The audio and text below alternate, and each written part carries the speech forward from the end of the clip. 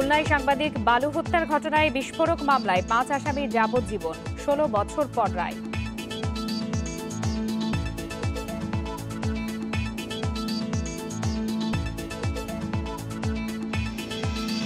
২৬ জানুয়ারির মধ্যেই আসছে করোনা টিকা, আবারও নিশ্চয়তা স্বাস্থ্যমন্ত্রীর, পার্শ্ব প্রতিক্রিয়ায় দেয়া হবে চিকিৎসা।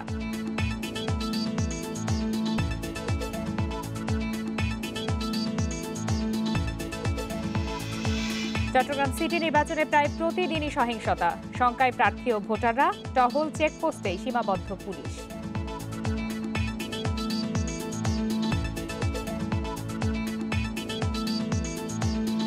ইঞ্জিনকে রাখে কর্মক্ষম ও সুরক্ষিত সাউদি লুব্রিক্যান্টস, ভাবনাহীন পথ চলায়।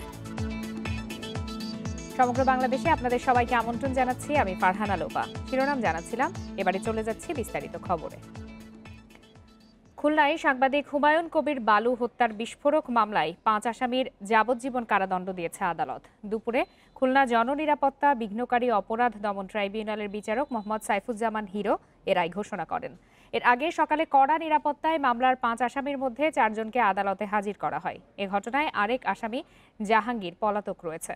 রাষ্ট্রপক্ষের আইনজীবী আরিফুজ্জামান লিটন জানিয়েছেন, ২০০৪ সালের ২৭ জুন নগরীর ইসলামপুর এলাকায় স্থানীয় পত্রিকা দৈনিক জন্মভূমি কার্যালয়ের সামনে পত্রিকাটির প্রকাশক ও সম্পাদক হুমায়ুন কবির বালুকে বোমা মেরে ও গুলি করে হত্যা করে আসামিরা। এ ঘটনায় হত্যা ও বিস্ফোরক আইনে দুটি আলাদা মামলা হয়। প্রায় ১৬ বছর পর আলোচিত বিস্ফোরক মামলার রায় ঘোষণা হলো। রায়ের প্রতিক্রিয়ায় অসন্তোষ জানিয়েছেন বালুর সহকর্মী ও স্থানীয় সাংবাদিকরা।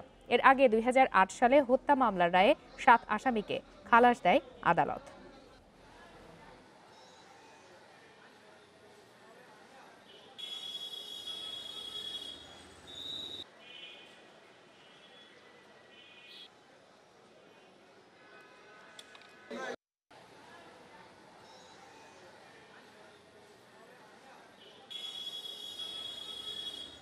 এ বিষয়ে কথা বলতে আমাদের সাথে খুলনা প্রেস ক্লাবের সভাপতি এস.এম. জাহিদ হোসেন যুক্ত হয়েছেন। এস.এম. জাহিদ হোসেন, আপনাকে স্বাগত জানাচ্ছি ইন্ডিপেন্ডেন্ট টেলিভিশনে। আপনার কাছে শুরুতেই জানতে চাই যে আজ যে এই রায়টি হলো, এই রায়টিকে আপনি আসলে কিভাবে দেখছেন? আজকে যে রায়টি হয়েছে, এই রায়টিতে আমরা খুলনার সাংবাদিক সমাজ আমরা পুরোপুরি সন্তুষ্ট নই। রায়ে ৫ জনের যাবজ্জীবন দেওয়া হয়েছে। আমরা আশা করেছিলাম যে আসামিদের সর্বোচ্চ শাস্তি হবে। এর পাশাপাশি যারা পরিকল্পনাকারী, যারা অর্থ যোগানদাতা এবং হুমায়ুন কবির বালু হত্যা কাণ্ডের যে মোটিভটা, সেই মোটিভটা অন্তত পরিষ্কার হবে, ক্লিয়ার হবে যে কেন তাকে কি কারণে হত্যা করা হয়েছে। আমরা সাংবাদিক সমাজ বা পরিবারের পক্ষ থেকে আমরা বিশ্বাস করতে আমরা রাজি নই যে শুধুমাত্র কিছু নিষিদ্ধ ঘোষিত রাজনৈতিক দল, একজন মুক্তিযুদ্ধের অন্যতম সংগঠক হুমায়ুন কবির বালু, যিনি প্রগতিশীল রাজনীতি এবং প্রগতিশীল সাংবাদিকতা করতেন, তাকে হত্যা করা হবে। কারণ সেই সময়ের যে সরকার ছিল, ওই সময় খুলনায় দক্ষিণ পশ্চিম অঞ্চলে ২৫ থেকে ৩০ জন সাংবাদিককে হত্যা করা হয়েছে। একটি ইতিবাচক দিক হচ্ছে যে বিচার হচ্ছে, বিচারে ৫ জনের যাবজ্জীবন হয়েছে, কিন্তু এটি আসলে আমরা পুরোপুরি সন্তুষ্ট হতে পারিনি। আবার হত্যা মামলার অংশে সব আসামি খালাস হয়েছে, এই আসামিরা খালাস হয়েছে, আবার এখানে ৫ জন যাবজ্জীবন হয়েছে। এটি মনে হচ্ছে যে পুলিশেরও, আমি মনে করি যে পুলিশ প্রশাসনের একটু আন্তরিকতা বা দায়সারা গোছের চার্জশিট এবং দুর্বল তদন্ত, এগুলোর অভাব ছিল। যে এই কেস ম্যানেজমেন্টটা যদি আরও একটু শক্ত হতো, তাহলে আমার মনে হয় যে আসামিরা সর্বোচ্চ শাস্তি পেত এবং পরিকল্পনাকারী, অর্থ যোগানদাতা এবং হত্যাকাণ্ডের যে মোটিভ, যে আমরা মনে করি যে সাদামাটা কারণে বা একটা ছোটোখাটো কারণে হুমায়ুন কবির বালুকে হত্যা করা হয়নি। আমরা দাবি করি সাংবাদিক সমাজের পক্ষ থেকে যে এই হত্যা মামলার পুনঃতদন্ত হোক এবং আসামিরা সর্বোচ্চ শাস্তি পাক, এবং যারা মূল পরিকল্পনাকারী এবং যে হত্যাকাণ্ডের মোটিভ, কারণ হুমায়ুন কবির বালু এই খুলনা প্রেস ক্লাবের তৎকালীন সভাপতি ছিলেন এবং তার অনেক কর্মকাণ্ড আছে। আর একজন প্রখ্যাত সাংবাদিক ছিলেন খুলনায়, মানিক সাহা, তার হত্যাকাণ্ডের মাত্র ৫ মাসের মাথায় তার বিচার চাইতে গিয়ে এবং তিনি রাজপথে আন্দোলন মিছিল করেছিলেন। এই কারণেও জাহিদ হোসেন, আপনার কথার সূত্র ধরেই বলতে চাই, আসলে ১৬ বছর পর, প্রায় ১৬ বছর পর এই মামলার রায় হলো। দুটি মামলা হয়েছিল। এর আগে যেটি হত্যা মামলা ছিল ২০০৮ সালে, সেটিতে ৭ জন আসামিকে খালাস দেওয়া হয়েছিল। আর আজ কি অন্য কোনো 5 কারণে সেই আসামির বিষয়টা কিন্তু উঠে আসেনি। শাস্তি হয়েছে, এই জি, বিষয়গুলো যাবজ্জীবন। পরিষ্কার হওয়া দরকার। তাই আমি সাংবাদিক সমাজের পক্ষ থেকে আশা করব যে এই হত্যা মামলার পুনঃ তদন্ত হোক এবং পুনরায় এর ট্রায়াল হোক, এর বিচার হোক এবং বিচারে যেন এই বিষয়গুলো উঠে আসে। এস এম জাহিদ হোসেন, আমাদের সাথে যোগ দেওয়ার জন্য আপনাকে অসংখ্য ধন্যবাদ। কথা বলছিলাম খুলনা প্রেস ক্লাবের সভাপতির সঙ্গে। চলে যাচ্ছি পরের খবরটিতে। আগামী 26 জানুয়ারির মধ্যে দেশে ভারতের সিরাম ইনস্টিটিউট থেকে করোনার টিকা আসবে বলে আবারও নিশ্চিত করেছেন স্বাস্থ্যমন্ত্রী জাহিদ মালেক। টিকা নেয়ার পর কারো পার্শ্ব প্রতিক্রিয়া দেখা দিলে চিকিৎসা দেবে সরকার। সকালে ঢাকা রিপোর্টার্স ইউনিটিতে সংবাদ সম্মেলনে এসব কথা বলেন তিনি। মন্ত্রী জানান, করোনার টিকা রাজধানী থেকে একেবারে ইউনিয়ন পর্যায়ে দেওয়ার ব্যবস্থা করা হচ্ছে। শুরুতেই করোনা মোকাবেলায় যারা ফ্রন্ট লাইনে ছিলেন তাদের টিকা দেয়া হবে। বেসরকারিভাবে করোনা ভ্যাকসিন আমদানির অনুমতিও দেয়া হবে বলে জানান স্বাস্থ্যমন্ত্রী। শিগগিরই দামও ঠিক করা হবে বলেও জানানো হয়েছে।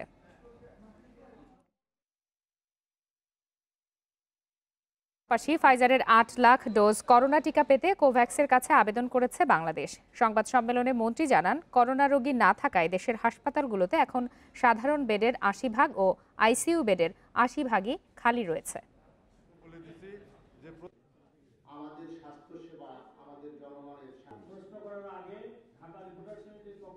প্রতিটি জেলায় ভ্যাকসিন দেওয়ার ব্যবস্থা করা হচ্ছে এবং উপজেলা পর্যায়েও ভ্যাকসিন দেওয়ার ব্যবস্থা করা হয়েছে। সেখানে কোল্ড চেইনের ব্যবস্থা আছে, রাখা হয়েছে এবং এটাও চিন্তা করা হয়েছে প্রয়োজনে ইউনিয়ন লেভেলে যায়ও ভ্যাকসিন দেওয়া হবে। কাজেই সরকার যখন টিকা বিনামূল্যে দিচ্ছে তাহলে তাদের সেবাটাও তো সরকার দিবে। কাজে এই বিষয়টিতে কোনো রকমের দ্বিধাদ্বন্দ্ব না থাকে। বরিশালের দীন ইসলাম স্বরাষ্ট্র মন্ত্রণালয়ের অতিরিক্ত সচিব, সচিবের পিএস বা কম্পিউটার অপারেটর পরিচয়ে হাতিয়ে নিয়েছেন কয়েক কোটি টাকা। এভাবেই পুলিশ, বিজিবি সহ নানা বাহিনীতে নিয়োগ, পদায়ন, বদলি, এমনকি মামলা নিষ্পত্তি বা অভিযোগপত্র পরিবর্তন করে দেয়ার নামে 6 বছর চলছে তার প্রতারণা। সম্প্রতি ভাইসহ ধরা পড়েছেন গোয়েন্দা পুলিশের হাতে।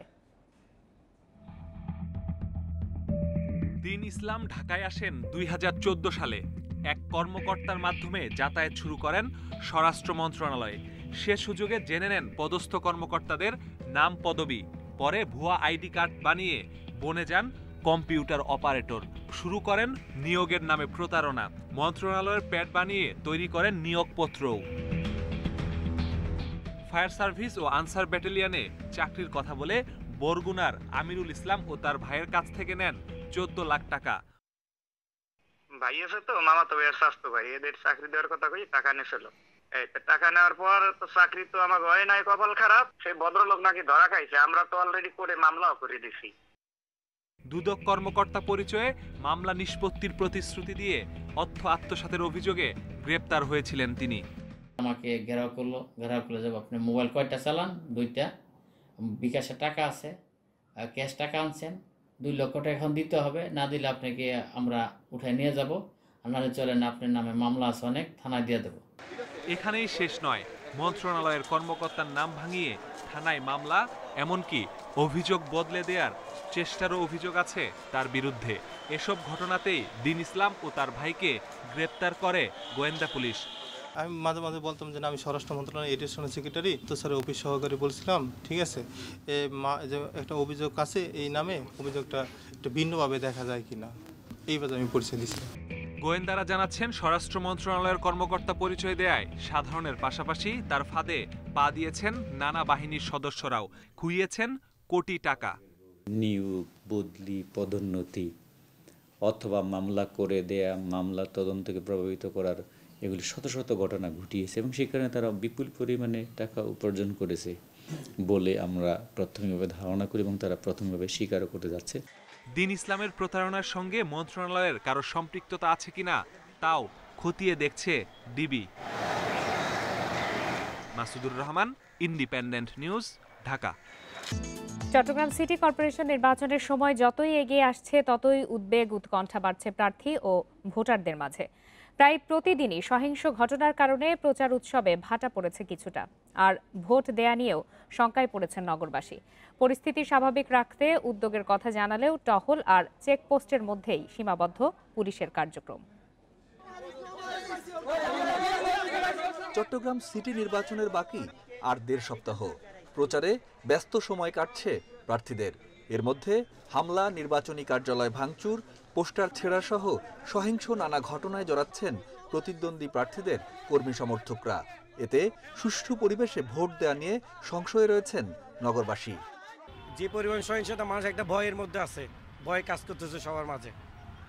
তাই জীবনের ঝুঁকি নিয়ে কেউ, আমার মনে হয় না যে ভোট কেন্দ্রে যাবে। সব জায়গায় যে ধরনের মারামারি চলতেছে, আসলে আমরা খুব সন্দিহান যে আমরা খুব রিল্যাক্সে ভোট কেন্দ্রে যেতে পারবো কিনা, আদৌ ভোট দিতে পারবো কিনা। সহিংসতার কারণে উৎসবমুখর প্রচারের পরিবেশে ভাটা পড়তে শুরু করেছে। ঘটনায় জড়িতরা পরস্পরের বিরুদ্ধে এরই মধ্যে অভিযোগ করেছেন নির্বাচন কমিশনে। আর দায় এড়াতে পরস্পরকে দুষছেন প্রার্থীরা। এরা তো এখন জনসমর্থন হারিয়ে পাগল হয়ে গিয়েছে, তাই বিভিন্ন ইস্যু তৈরি করবেই। কোথায় তাদেরকে বাধা দেওয়া হচ্ছে, কোন ছাত্রলীগ কর্মী কোথায় তাদেরকে বাধা দিয়েছে বলুক। তাদের মধ্যে মারামারি করে আমাদের মামলা দেওয়া হচ্ছে। কাজের দৌড়ি সহ বিভিন্ন জায়গায় সন্ত্রাসীরা ঘুরপাক করছে। কাজে একটা সুন্দর ক্লাইমেট করার জন্য তো আমরা নির্বাচনে নেমেছি। আজকে ধরেন করোনার ক্রাইসিসের মধ্যে, এই মহামারীর মধ্যে ধরেন আমরাও তো রিস্ক নিয়ে আছি। পুলিশের দাবি, এখন পর্যন্ত পরিস্থিতি তাদের নিয়ন্ত্রণে রয়েছে। সাধারণ মানুষের নিরাপত্তায় কেন্দ্রভিত্তিক পরিকল্পনার ছক করছেন তারা। এই সিটি কর্পোরেশন নির্বাচনকে সামনে রেখে আমাদের যে আইন শৃঙ্খলা কার্যক্রমকে আরও বেগবান করার জন্য আমাদের এই চেকপোস্টটা আমরা এখন নিয়মিত করে আছি। বিভিন্ন পয়েন্টে আকস্মিকভাবে আমরা আগে থেকে ঠিক করি না, কিন্তু আকস্মিকভাবে এক একটা পয়েন্টে এক এক সময় আমরা চেকপোস্ট শুরু করি, এবং এই চেকপোস্টটা আমাদের রাতের 11টা, 11:30 পর্যন্ত, গভীর রাত পর্যন্ত আমরা চলে। চট্টগ্রাম সিটি নির্বাচনে প্রচার শুরুর পর থেকে সহিংস ঘটনায় এখন পর্যন্ত প্রাণ হারিয়েছেন 2 জন, আহত হয়েছেন অন্তত 30 জন। Independent news desk. Chattogram city নির্বাচন নিয়ে আরো জানাতে সেখান থেকে আমাদের সাথে যোগ দিয়েছেন সহকর্মী ইফতেখার ফয়সাল। ইফতেখার, এই যে প্রচারের শুরু থেকেই সহিংসতার নানা ঘটনা ঘটছে, যার ফলে এরই মধ্যে কিন্তু সাধারণ মানুষের মাঝে ভয় আতঙ্ক ঢুকে গেছে, তারা আসলে ভোট কেন্দ্রে যাবেন কিনা। তো এই যে এই সহিংসতার ফলে কারা মূলত লাভবান হচ্ছেন? আসলে এখানে কারা লাভবান হচ্ছে সেটি একেবারে সুনির্দিষ্ট করে বলাটা অনেকটাই কঠিন। তবে আমরা এখানে যে বিষয়টি দেখতে পেয়েছি, মূলত সহিংসতার যে কারণগুলো, সেগুলো হচ্ছে কেবল আমরা দেখেছি যে দলের ক্ষেত্রে দলীয় প্রার্থী মেয়র পদে থাকলেও কাউন্সিলর পদেও কিন্তু অনেকেই দলের মনোনয়ন পেয়েছেন, এই কথাটি তারা বলছেন। এবং এই কারণটি নিয়ে দেখা গেছে যে একটি ওয়ার্ডে কয়েকজন প্রার্থী তারা নিজেদের দলীয় প্রার্থী হিসেবে কেউ কেউ পরিচয় দিচ্ছেন, কিংবা যারা পরিচয়ও দিচ্ছেন না তারা যদি একই দলের হয় সেক্ষেত্রে তাদের মধ্যে বিরোধটা আসলে বাড়ছে, তাদের যেই নির্দিষ্ট ভোটার রয়েছে তাদেরকে কাছে টানার জন্য। তো এই কারণগুলো নিয়েই মূলত এখানে সহিংসতার ঘটনাগুলো হচ্ছে। এই মুহূর্তে আমি আছি চট্টগ্রামের 23 নম্বর পাঠানটুলি ওয়ার্ডে। এর পাশেই কিন্তু কিছুদিন আগে সহিংসতায় একজন নিহত হয়েছিল, যেখানে 2 জন প্রার্থী, যাদের মধ্যে একজন দল সমর্থিত প্রার্থী বলে নিজে দাবি করেছেন এবং অন্যজন তিনি বিদ্রোহী প্রার্থী হিসেবেই সরকার দলীয় যেই আওয়ামী লীগের যে বিদ্রোহী প্রার্থী হিসেবে তিনি পরিচিত। তো তাদের মধ্যেই মূলত বিরোধটি বাধে। তো এই বিষয়গুলো নিয়ে আসলে আইনশৃঙ্খলা বাহিনীর পক্ষ থেকে বলা হচ্ছে তারা বিষয়গুলো যাতে সমাধান করা যায়, কিংবা কোনো ধরনের সহিংসতায় যাতে তাদের পরস্পরের বিরোধ রূপ না নেয়, সেই বিষয়টির জন্য তারা কাজ করে যাচ্ছেন। পাশাপাশি নির্বাচন কমিশনের পক্ষ থেকেও বলা হচ্ছে তারাও কিন্তু প্রার্থীদেরকে এরই মধ্যে বিষয়গুলো নিয়ে অবহিত করেছেন এবং বলেছেন যে কাউন্সিলর পদে আসলে দলের মনোনয়নের কোনো সুযোগ নেই, হয়তো দল সমর্থন দিতে পারে। তো এই বিষয়গুলো নিয়ে তাদের সঙ্গে কথা বলেছেন। আর পাশাপাশি এক প্রার্থী অপর প্রার্থীর বিরুদ্ধে যে অভিযোগগুলো দিচ্ছেন সেই অভিযোগগুলো আমলে নিয়ে তারা ব্যবস্থা নিচ্ছেন বলে তাদের পক্ষ থেকে বলা হয়েছে। আইন শৃঙ্খলা বাহিনী এবং নির্বাচন কমিশন তো তাদের দায়িত্ব পালন করছেন, কিন্তু যারা প্রার্থী তারা কি তাদের কর্মী সমর্থকদেরকে সংযত আচরণ করার জন্য কোনো ধরনের পদক্ষেপ এখন পর্যন্ত নিয়েছে কিনা? প্রার্থীদের আসলে যতটুকু পদক্ষেপ সেটি তাদের কথাই বলা যায়, কেবল তারা মুখেই বলছেন, কিন্তু বাস্তবে তাদের কার্যক্রম খুব একটা পরিলক্ষিত হচ্ছে না। আমরা দেখেছি যে তাদের যে বিরোধগুলো মেটানোর ক্ষেত্রে খুব বেশি উদ্যোগী তারা নন, বরঞ্চ এই বিরোধগুলোকে কেন্দ্র করে তারাও হয়তো এইসব সহিংসতার ক্ষেত্রে তাদেরও একটি নেপথ্যে ইন্ধন আছে, এমনকি এখানে যারা দলের যারা রাজনৈতিক নেতাকর্মী রয়েছেন তারা সেটি মনে করছেন। তবে আমাদেরকে মহানগরের যারা নেতারা রয়েছেন তারা বলছেন যে বিষয়গুলো নিয়ে তারা যে এরই মধ্যে বৈঠক করে কথা বলেছেন এবং তারা এই বিষয়গুলো সুরাহার জন্য স্থানীয় যেসব নেতাকর্মী রয়েছেন তাদেরকে দিক নির্দেশনা দিয়েছেন এবং কেন্দ্রের কাছেও এই বিষয়গুলো নিয়ে তারা অবহিত করেছেন। কাদের কি ভূমিকা সেই বিষয়ে কেন্দ্রকে বলা হয়েছে, হয়তো সেখান থেকে এই বিরোধকে কেন্দ্র করে যারা সহিংসতায় জড়াচ্ছে তাদের বিরুদ্ধে হয়তো শাস্তিমূলক ব্যবস্থা কেন্দ্র নিবে, এমনটাই তারা প্রত্যাশা করছেন। সহকর্মী ইফতেখার ফয়সাল জানাচ্ছিলেন চট্টগ্রাম সিটি নির্বাচন নিয়ে। সিরাজগঞ্জে কাউন্সিলর তরিকুল হত্যা মামলার এজাহারভুক্ত এক আসামিকে গ্রেপ্তার করেছে পুলিশ। রোববার রাতে স্বপন ব্যাপারী নামের একজনকে গ্রেপ্তার করা হয়। পুলিশ জানায় মামলার এজাহারভুক্ত ২৭ নম্বর আসামি স্বপন ব্যাপারীকে গ্রেপ্তার করে সিরাজগঞ্জ থানায় রাখা হয়েছে। প্রাথমিক জিজ্ঞাসাবাদ শেষে তাকে আদালতের মাধ্যমে কারাগারে পাঠানো হবে। এর আগে রোববার রাতে নিহত কাউন্সিলর তরিকুল ইসলাম খানের ছেলে প্রতিদ্বন্দ্বী প্রার্থী শাহাদাত হোসেনকে প্রধান আসামি করে ৩২ জনের নাম উল্লেখ সহ আরও ৪০ থেকে ৪৫ জন অজ্ঞাতদের বিরুদ্ধে মামলা করা হয়। গত ১৬ জানুয়ারি সন্ধ্যায় সিরাজগঞ্জ পৌরসভার ৬ নম্বর ওয়ার্ডের বিজয়ী কাউন্সিলর তরিকুল ইসলাম খান প্রতিপক্ষের ছুরিকাঘাতে নিহত হন।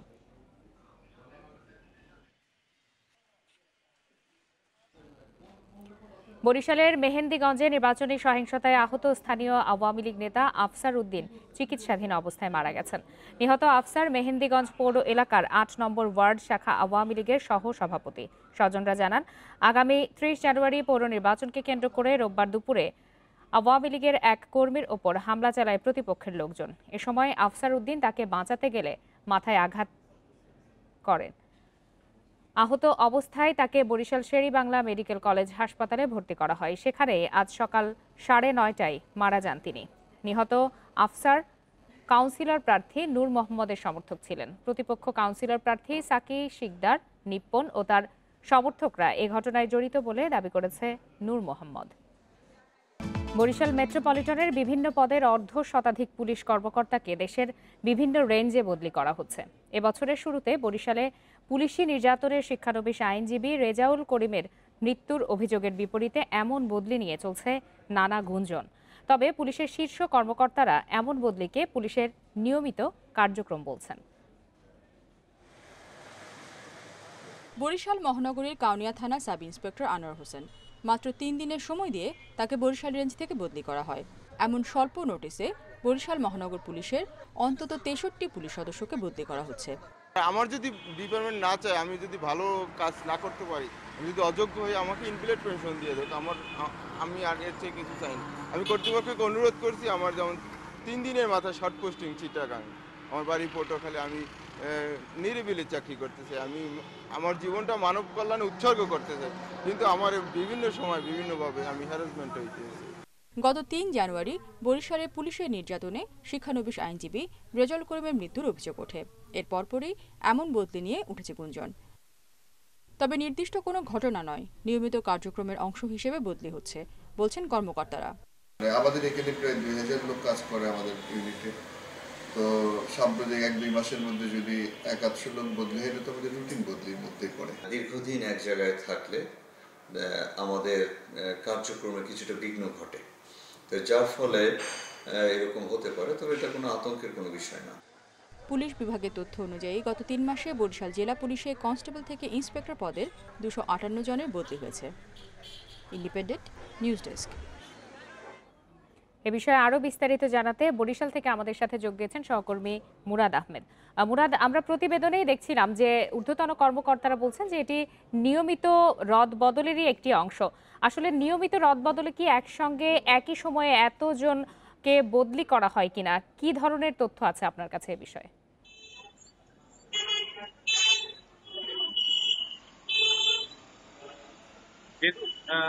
নিয়মিত যদি আমরা বদলি করে থাকি, সেটি পুলিশি কার্যক্রম এবং পুলিশি ডিসিপ্লিনের একটি পার্ট। আমরা এই প্রসঙ্গে কোনো কথা বলতে চাই না। ইমপ্লিমেন্টেশন একই সাথে প্রায় হতে চলেছে এবং হচ্ছে।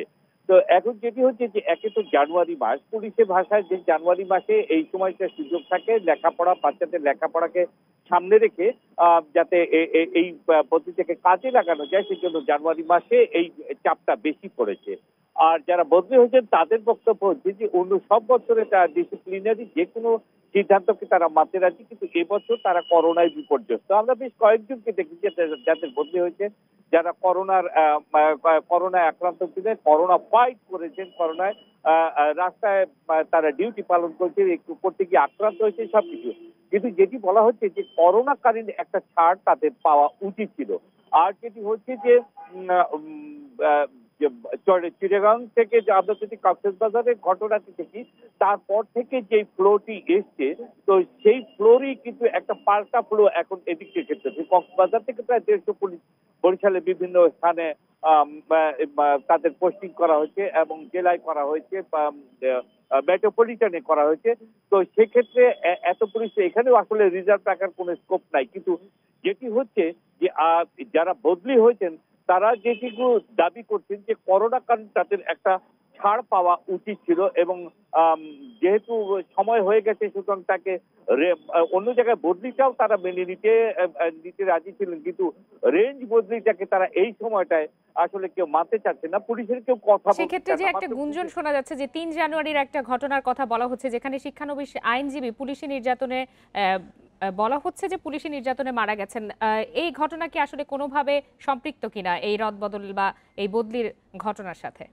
এখন এই ঘটনাটি আসলে এই বদলির সময়টায় হয়ে গেছে। তবে যদি আমরা যারা এখন বদলি হচ্ছেন তারা কিন্তু বলছেন যে অপরাধ করেছে একজন পুলিশের এসআই অপরাধ করেছে, তার দায় আমরা কেন নেব? কিন্তু পুলিশের খাতা কলমে কোথাও এই কথাটি নেই। তো যেটি এটাও সত্য যে ডিবি পুলিশের যিনি এসআই ছিলেন তার নির্যাতনে যে অভিযোগটি উঠেছে একজন শিক্ষানবিশ আইনজীবীর মৃত্যুকে কেন্দ্র করে, তো সেটিও যেমন মাথায় রয়েছে, পাশাপাশি যেটি হচ্ছে যে তার কিছুটা বাড়তি অর্থাৎ যে রেগুলার ট্রান্সফার প্লাস এই ট্রান্সফার মিলে একটা হযবরল পরিস্থিতি হয়েছে। সবচেয়ে বড় কথা যে যদি ডিবি পুলিশের অ্যাকশন নেওয়া হতো তাহলে ডিবি পুলিশে বরিশালে একটা বড় পরিবর্তন আমরা লক্ষ্য করতাম। আমরা কিন্তু সেটুকু লক্ষ্য করি নাই।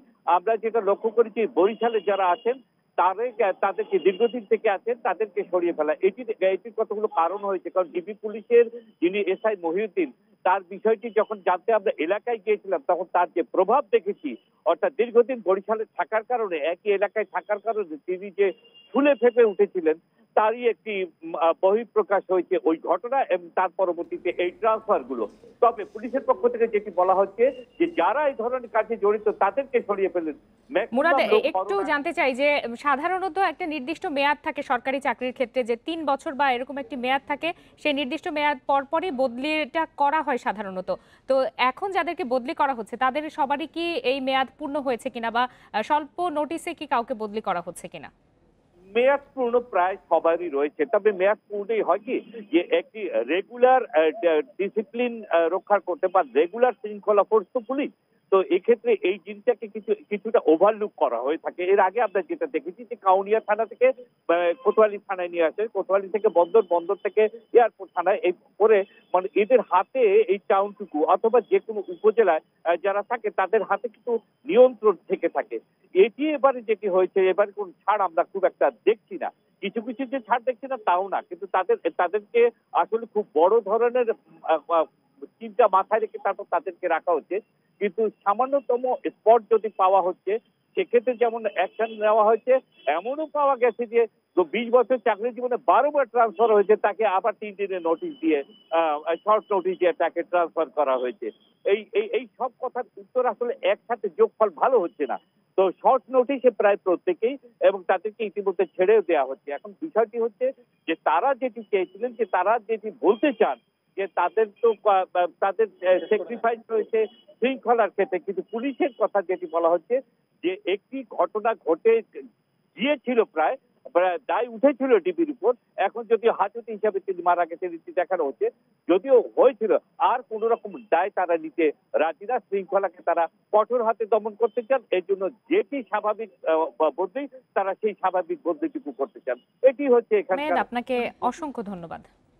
গত 5 দিন ধরে চলা মৃদু শৈত্যপ্রবাহ আর ঘন কুয়াশার কারণে তীব্র শীতে কাঁপছে উত্তরাঞ্চল সহ বিভিন্ন জেলা। এতে বিপাকে পড়েছেন ছিন্নমূল মানুষেরা। বেড়েছে ঠান্ডাজনিত নানা রোগের প্রকোপ। নওগাঁয় আজ দেশের সর্বনিম্ন তাপমাত্রা রেকর্ড করা হয়েছে 9.5 ডিগ্রি সেলসিয়াস। সেখানে সূর্যের দেখা মিললেও হিমেল হাওয়ার কারণে বেড়েছে শীতের তীব্রতা। এতে বিপাকে পড়েছেন বড় চাষিরা। সবচেয়ে বেশি কষ্টে আছেন খেটে খাওয়া মানুষ। এছাড়া প্রকোপ বেড়েছে ডায়রিয়া, আমাশয়, নিউমোনিয়া, শ্বাসকষ্ট সহ নানা শীতজনিত রোগের। শিশু ও বয়স্করা এসব রোগে আক্রান্ত হচ্ছেন বেশি। এদিকে একদিনের ব্যবধানে মেহেরপুরে আবারও তাপমাত্রা নেমেছে 10 ডিগ্রির নিচে। কুড়িগ্রামে শীতের তীব্রতা অব্যাহত রয়েছে। ঘন কুয়াশায় বোরো আবাদ বিঘ্নিত হবার পাশাপাশি নষ্ট হচ্ছে বীজতলা। শীত পরিস্থিতি নিয়ে আরো বিস্তারিত জানাতে এবারে নওগাঁ থেকে যোগ দিয়েছেন সহকর্মী সাদেকুল ইসলাম। সাদেকুল ইসলাম, নওগাঁতে কি ধরনের শীতজনিত রোগের প্রকোপ বেশি দেখা যাচ্ছে এবং তাপমাত্রা সেখানকার কেমন, বিস্তারিত জানাবেন আমাদেরকে।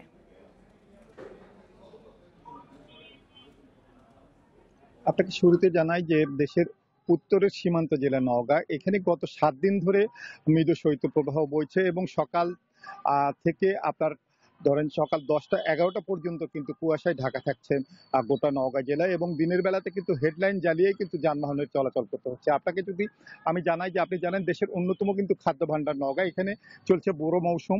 আর এই বোরো মৌসুমে আপনার বোরো রোপণ করতে গিয়ে কিন্তু বিপাকে পড়ছেন বোরো চাষি এবং শ্রমিকরা। তারা প্রচন্ড শীতকষ্ট নিয়ে কিন্তু বোরো রোপণ করছেন। আমার সাথে কিছুক্ষণ আগে কথা হয় নওগাঁ জেলা কৃষি সম্প্রসারণ অধিদপ্তরের উপপরিচালক জনাব শামসুল ওয়াজেদের সঙ্গে। তিনি যেটি জানিয়েছেন যে এবছর কিন্তু জেলায় 1,80,675 হেক্টর জমিতে বোরো চাষের লক্ষ্যমাত্রা ধার্য করা হয়েছে, কিন্তু সূর্যজনিত কারণে কিছুটা কিন্তু রোপণ কাজ বিলম্বিত হচ্ছে। এ পর্যন্ত মাত্র 40,000 হেক্টর জমিতে বোরো রোপণ কাজ সম্পন্ন হয়েছে। আরেকটি তথ্য আপনাকে জানিয়ে রাখি যে ধানের পাশাপাশি কিন্তু নওগাঁ এখন দেশের বৃহত্তম একটা আমের রাজ্য হিসেবে পরিচিতি লাভ করেছে। এখানে আমে মুকুল আসতে শুরু করেছে, কিন্তু ঘন কুয়াশার কারণে এই মুকুলেও কিছুটা ইফেক্ট পড়ছে বলে জানিয়েছেন সংশ্লিষ্ট এলাকার আম চাষিরা। তারা বলছেন যদি এই ঘন কুয়াশা দীর্ঘায়িত হয় সেক্ষেত্রে কিন্তু আমের মুকুলে কিন্তু প্রভাব পড়বে এবং এখানে উৎপাদন ব্যাহত হবার কিন্তু একটা সম্ভাবনা রয়ে গেছে। আর আপনাকে আমি যদি বলি যে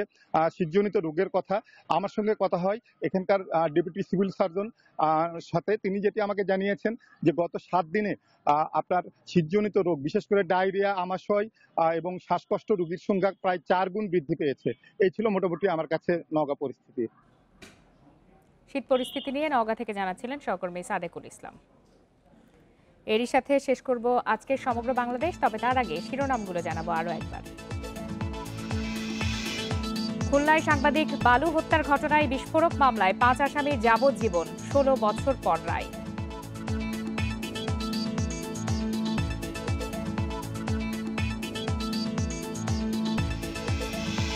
জানুয়ারির মধ্যেই আসছে করোনা টিকা, আবারও নিশ্চয়তা স্বাস্থ্যমন্ত্রীর। পার্শ্ব প্রতিক্রিয়ায় দেয়া হবে চিকিৎসা।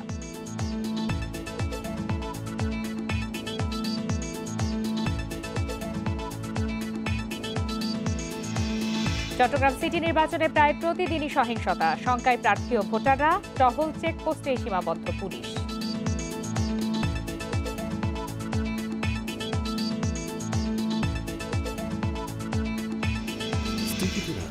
কাঠ, গাড়ি অথবা বাড়ি, সব রঙে কার্যকরী।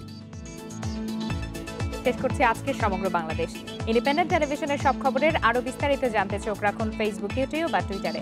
এতক্ষণ সাথে থাকার জন্য সবাইকে ধন্যবাদ।